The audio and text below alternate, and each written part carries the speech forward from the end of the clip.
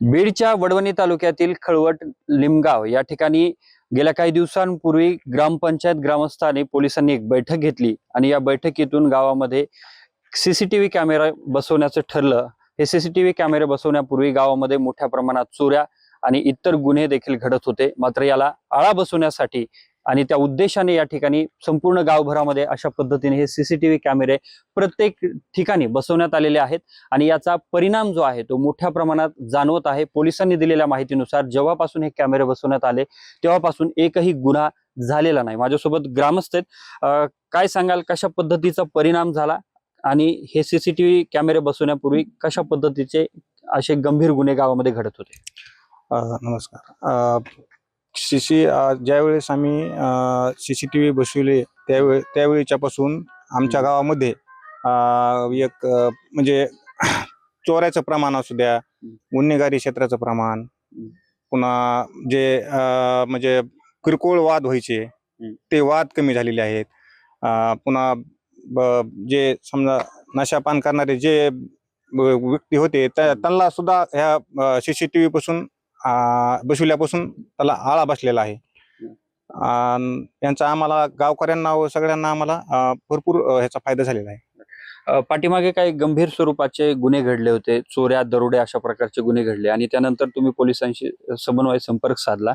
नेमकं त्यावेळेला काय परिस्थिती होती आणि आता काय परिस्थिती आहे? आमच्या गावामध्ये पाठीमागे 2 महिन्यापूर्वी 2 चांगले दरोडे पडले।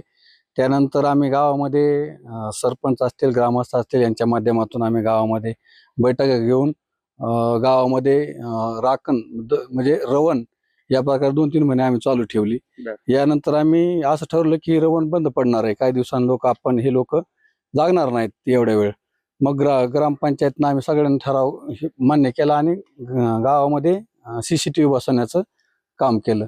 हे CCTV बसवल्यापासून आमच्या गावामध्ये दरोड्याचं प्रमाण कमी झाले।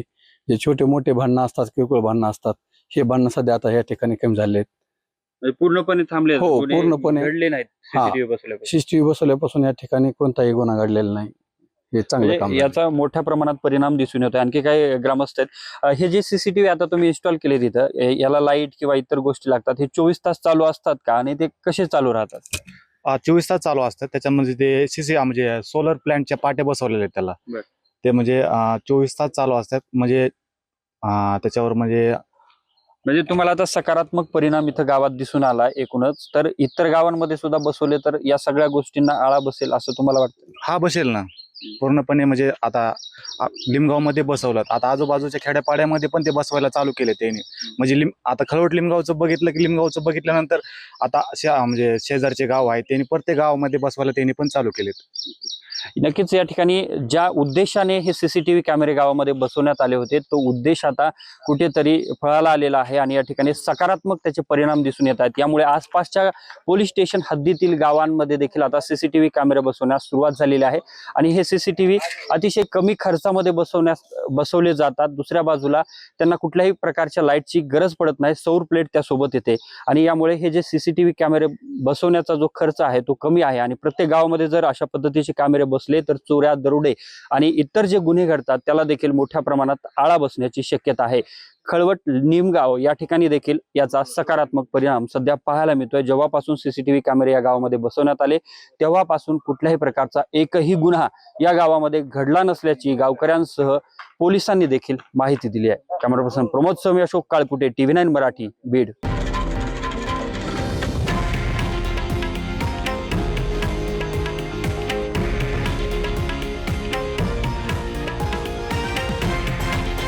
हे आहे देशातील नंबर 1 न्यूज नेटवर्क आणि आपण पाहत आहात TV9 मराठी, एकमेव।